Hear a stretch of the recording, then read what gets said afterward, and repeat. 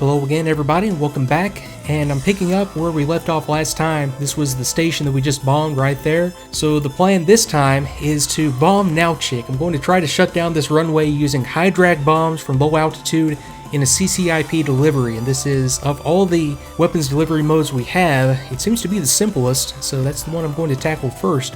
So the plan here is to ingress at low level through this terrain. Once I hit this valley, turn left out to the lower terrain, turn right to come into the runway, avoiding this SA-8, bomb the runway, and then egress right to avoid AAA, but not too far right to avoid this SA-10. After that, I'm going to do the full TILS approach into Mozdok, using the auto throttle, hopefully to control my AOA on approach. And I am almost to the point where I feel like there's really nothing to go over in the manual in detail. I just have some little items that I want to brush up on that I don't think I've really seen extracted from the manual, and I'm just going to tick those off one by one as we're on the ingress here, then get into the CCIP and the TILS, and then just move on and knock out some different weapons delivery modes sort of one by one here in a different setting. Let me go ahead and get into the cockpit. We'll see how much of this stuff we can get accomplished here, and I'll be right back.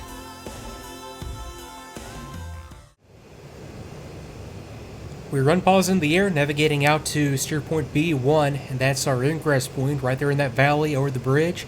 I have another 140, actually 160 kilometers to go, so I have some time here to look at some stuff and clean up some items that I want to look at on the way. And let me see here, I wanted to get time down. That was one of the things here. So TID position on the dial. Now, this time, I have a time on target for this target location set, and right now by default it's giving me the amount of time I'm either ahead or behind schedule. So right now I'm 9 minutes 33 seconds ahead of schedule. Now I'm going to put it into attitude hold, and say for example I put myself into a hold here, and as we get further and further off this track, we're going to start to see this, I presume, count down as I start to catch up. Okay, now as we get further and further off track, now we can see that start to count down, and if I just wanted to get right back exactly on time, I would just hold here until this reached 0, and if I were behind time, I would have a minus sign right there. That's my understanding. Now, one other function right here that I tried to look at last time, but it just didn't work because I didn't have a time on target input. If I select the target waypoint, and that's B2 in this case, that's my time on target, now 17:30. If I want to see the current time, LS, and it's 17:03:05 and counting up, and back to time on target 17:30. So now we've got all the indications, like the velocity vector indication right there, telling us how to get there at the correct time. So that's what was going on there. Let me put myself down before I get up here into the clouds and higher than I wanted to get. Actually, once I come back around here, yeah, I'm lining up on the ingress route. I'll, with it in attitude hold, level myself out, get myself coming back down here into the terrain. If anything else occurs to me to go through on this as we go, I'll hit it, but I think we've covered everything that we need up to this point, other than just some little finesse items when it comes to getting the right information input into that and getting the right information out. There will be more to look at as we go and get into different weapons deployment techniques, but I think I can leave that alone for now and start to get into some more. I'll just sort of work my way around here. Okay, I've already gone through that. Okay, radar, we can have a look at some stuff right here. Now, I'll just sort of freestyle this without going to the book. I think I have it down enough at this point. So we've already seen A0, A1, and A2. If I cycle it to A1, that turns the radar on and gets it transmitting in PPI. A2, B scope. I'll put it back to A1. Now additionally, I have, and I believe it's this little, it might be this little rotary dial thing right there, but somewhere on the stick there's a gain control, and I have it actually mapped to my left throttle. So I have it the highest gain possible. I'll nudge it forward and you'll see it becoming just brighter and brighter. So by using the gain control, we'll be able to just optimize this to pick out whatever we're trying to pick out, whether it's a ship, a terrain feature. Different gains are going to have different benefits when it comes to picking out what we want. Along those same lines, we have a linear and logarithmic switch right here. Right now it's in log, so it's given us just sort of like a gradient for the details. If I go to linear, it's just has a lot more contrast to it. So again, depending on the type of target we're looking for, that could help us pick it out. Forward of that, and this isn't really radar, but this puts the radar altimeter into a different mode depending on whether it's over land or over water. So you would just set that as appropriate to optimize the radar altimeter data and the Doppler data, I think, as well, when the Doppler is deriving wind data for us. Okay, so passive scan or passive wrecking mode on and off. Now, for this to do what it's supposed to do, I'll turn the radar off in A0. I'll check to make sure I'm not flying into terrain. I'll turn this on. Okay, there we go. Now we have indications in the radar, but it's not actually transmitting. It's just basically listening for jamming or signals coming in that it can pick up on. So if we had something jamming or transmitting out in the distance, it would pick up on this and give us the proper indication. I'll look at that. I'll try to remember to set something like that up on a mission as we go. I'll go off on that and back to A1, so now the radar is transmitting again. I'll actually put it into terrain avoidance mode. We already saw that in the last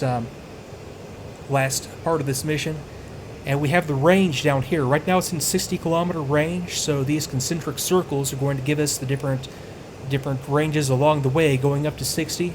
And this is just, again, mapped to a function on my radar stick.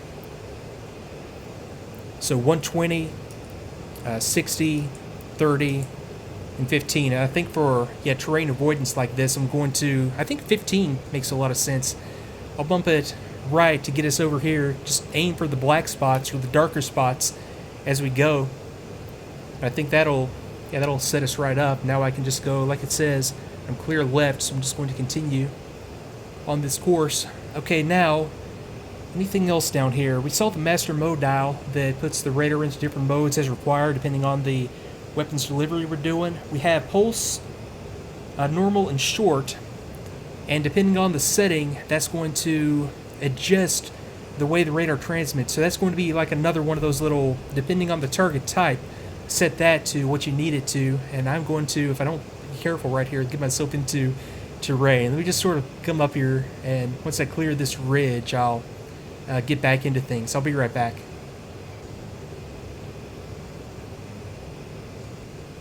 Okay, we're fine for now. And also on the radar stick, I believe there's a memory button that we can depress. I have that mapped. I'm going to depress it right now. It's going to pause the updates to the display, and after a certain time, it just fades out like that. Let me do that one more time with it not in terrain avoidance mode. I'll level myself out here and get into a left-hand turn. Let me go. Okay, back to the normal sweep mode. Now let me go memory. Okay, there we go. And if we just want to freeze it, it does fade out a little bit quicker than I was. And all this stuff is work in progress, but yeah, you would be able to have time right there to look at and to, if you really wanted to get precise on a fix, I think that's what I would do. Instead of just getting like a nav fix using the radar in real time, I would probably freeze the display like that and then get in here and start to tweak it. But yeah, that's how that works, and that is what that is for. Now that really about covers it for the radar. There's not much really to the system that we haven't seen already, and it's not like a radar in an F-15 or something like we're going to get in the F-18 where we're looking for vehicles or moving targets or air targets in the radar. It's just basically terrain mapping, navigation aid, and then we have some radar like weapons delivery modes we can use, and then finding ships. That's really what this is for, just navigation and finding ships, and just giving you a backup to get you to the right area to get into the more fine targeting, and then of course to give ranging data to the system once you're on your attack run. And now we are about 100 kilometers from the target, so I'm going to go ahead and get into bombing. General purpose bombs in 71 types, 120 kilogram bombs. I have a total of, it would be 16 right now, just in groups of 4 on the dispenser. I have a site selector that I can set an impact interval in ranges between 10 and 60 meters, and I'll get to that over here. That's this dial right here once I am further into the checklist. And Ccip is basically going to give us a first impact point and a last impact point, and the HUD indications are going to look like this. It's going to derive the targeting data strictly from the QFE setting that we have set on the altimeter. It's not going to use the radar, it's not going to use any of the fancy triangulation that we saw with the rockets. It's just going to, based on the QFE that's set, compare the aircraft's actual altitude to the QFE setting that's dialed in, and then just display the indications on a first impact and a last impact point on the HUD as required. If we get too low, we're going to get indications telling us that we're within the fragment zone. If we get too high or too far out, we're going to get indications telling us that, or rather a lack of indications that would tell us that. It's going to warn us if we're too low for the fused arm, and I mean, that's it. We just run in, put the indications in the HUD over the target, and release the weapons. Just depress and hold the pickle button or trigger until they all come off, and then egress. It's simple as that. I'll do this in nav mode, and to get this set up, let me go to the checklist that I had there for us. It's simply weapon selector to bomb plan or bomb planer or level bombing mode, which it is at right now. Master mode to nav we already got, and then to get the, and it doesn't really tell us here on the checklist, but I know that I need to do this, I'm going to set the proper interval that it's going to release these at. I'll just go for the full-on, well actually, yeah, that'll work, full-on 60-meter interval, and I think that is going to be applicable to this mode. I could stand corrected on that, but I think that that is going to be the thing to do in Ccip, even though it doesn't specifically tell us to do that right here under this little section. And these, in fact, are the other modes. We have a lot of different modes, so we're in bomb, plan, nav, Ccip. We would also have a direct release we could do in this mode. We could go to an ANF, which is another sort of a level release mode. Dive bombing, 2 modes for dive bombing, and then radar bombing, 2 modes for that. So yeah, we'll pick those up a little later, and I'm just sort of zigzagging here, trying to kill some speed. I am, at this point, 18 minutes early. I'm not going to wait the full 18 minutes. What I'm going to do is, with it in the time setting, depress LS, that gives me my current time. Let me set this up for a 17:25 time on target. So let's see, the thing to do there would be to, okay, I'll select this, I'll go to input, 17:25:00, depress that one again, output. Okay, so now, yeah, there we go. Now I'm 2 minutes early instead of like 22 minutes. Okay, so I'm squared away now, and all I have to do now is run in on the target and release. So let me kill some time here, and I'll be right back.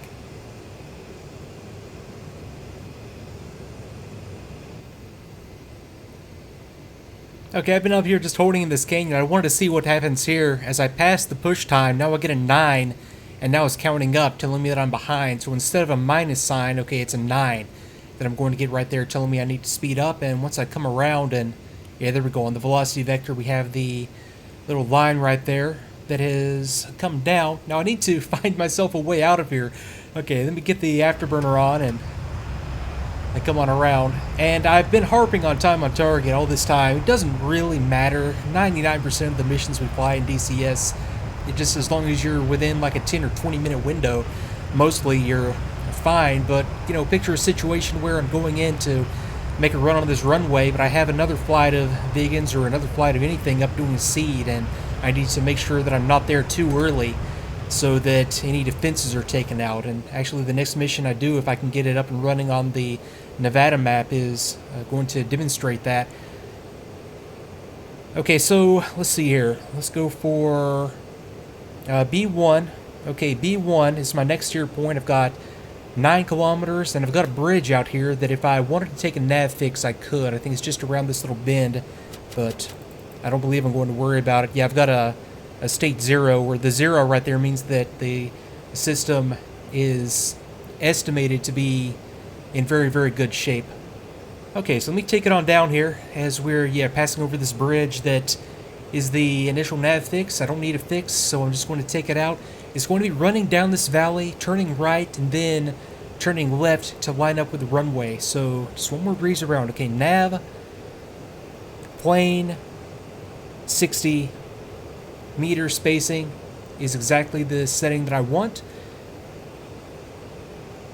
And coming down here, I'm getting the low altitude warnings. telling me that I have a terrain change coming up. Let me set in a new reference altitude right there at 100 meters. Actually, what happens, let me see, there's one other thing I wanted to check. Yeah, right there, how it's below now 50 meters. If I put this switch to T, it declutters the HUD. Yeah, there we go. Okay, so let me come on around. I'll show that one more time. So it's got the indications, the little 100 meter sort of yardstick right there. But when I dip down, yeah, we'll watch it declutter. Yep, right there.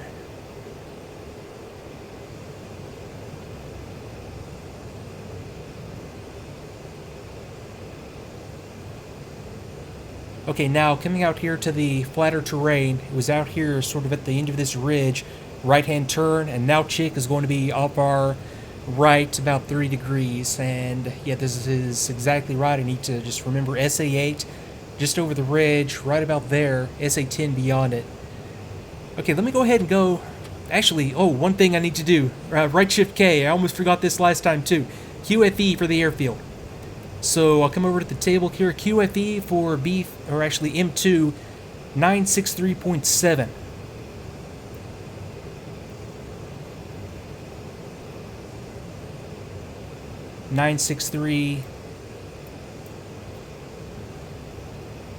.7. Okay, now we're good to go. Okay, right shift K to get rid of the kneeboard. Let me go trigger up. Indications. I'll need to probably get lower to get it in the HUD. Okay, there it is, off to the right. That's my last bomb impact point, and the indications right here aren't going to work because it's set up for the altitude of the airfield. So until I get there, I'm not really going to see what I need to see. Okay, now Chick is right there at that circle. And I'll just continue to run on out here. I can push the throttle on up. Just engage the afterburner a little bit. 0.55 Mach. I want to get in and out of here as quickly as I can. Okay, so coming on up through that, I'll go to stage 2. That's fine. Fuel state, yeah, I'm fine on fuel. If I need to go stage 3 on the run-in, I can do that, no problem at all. Okay, now Chick's off the nose. It should be up here on the edge of the town.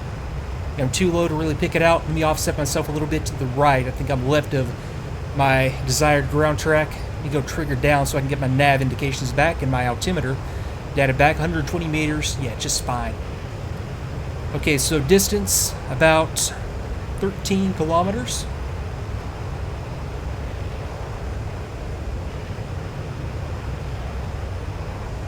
I still can't quite pick out the location. Okay, there it is, runway in sight. Okay, I just got a tight turn coming up. Let me get my trim squared away. Let me go trigger up. Now, I just need to come around here, line up on this runway, not too low. I need to remember bomb frag, and I need to give these bombs time to arm. I mean, it's low level, but, I mean, if anything, I would pop up before doing this. Run in at extremely low level, and then pop up before the delivery. With a high drag bomb, definitely, and yeah, even more so with a low drag bomb. Okay, coming on around. I couldn't. Trek IR is just killing me. Okay, here we go. And Trek IR killed me that time. I couldn't get my head to go up far enough. Okay, I don't have the indications of the HUD just yet, but I'll get them once I roll out. Let me just line up here on the runway. Something like this is going to be about right. Okay, there's the last bomb. It's all set to the right. Is that because of wind? Probably. I don't have any of the other indications. It's at the bottom. I'm too low. I'll release anyway. It'll just get the end of the runway. Yeah, that wasn't... Okay, I've got the last of the bombs off. I need to come off right for AAA, but not too far right. Okay, I've got the light on that right there. That's my last bomb off indication. I think I would need to... Yeah, I think next time... Yeah, that's going to be the trick right there. Go HUD glass down. That's the indication I was looking for right there. That's my fuse arms warning right there at the bottom. That's my frag warning that was pointing out. That's the first bomb impact point. Okay, I've got that figured out now. That was actually not a bad run. I just couldn't figure out what was going on because I couldn't see that part. Okay, so how am I looking here? Mach 0.68 for airspeed. SA10 out to the right. Still no RWR indications off the SA8 or the SA10. As long as I stay left of this direct course out to B3, and I did step, yeah, it did automatically step into B3 when I overflew that because I'm in nav. I'll be fine for air defenses. Now let me go trigger safe. I was just playing around with the reticle right there. Now I've got my nav indications back, along with the radar altitude stuff. Okay, so that was okay, I think. I'm down pretty bad on fuel because I was using Afterburner right there. So fuel planning is going to take some getting used to as well. I've got to make sure I give myself quite a reserve because, yeah, that did to get down there very, very quickly. Why am I not getting RWR indications off those SA-10s? Let me come on around here. Maybe I'm just not close enough. Okay, I'm just going to push on in here because I'm sure all there is to it is to have this switch to the... What is recycle it on and off and then back on. Yeah, it should just be a matter of having that switch in position. I should get RWR. Okay, let me sort of decompress here for a second, and I'll fly in this direction to see if I get some hits, and hopefully not off of Sam. I'll be right back.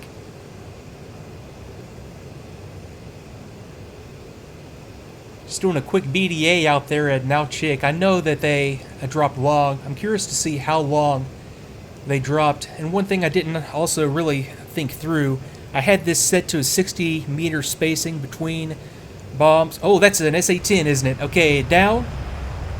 Afterburner in. Yes, something's up with the RWR. I'm just going to come down here. Look out visually for it. Yeah, I think that thing is tracking. I should be able to get down below this ridge. Yeah, there we go. I lost it as I got masked. I'm masked now by a ridge or two. Okay, so I know that, yes, something is just not right with my setup on the RWR. I'm sure it's just something that I'm doing, or rather something that I'm not doing when it comes to the setup on that.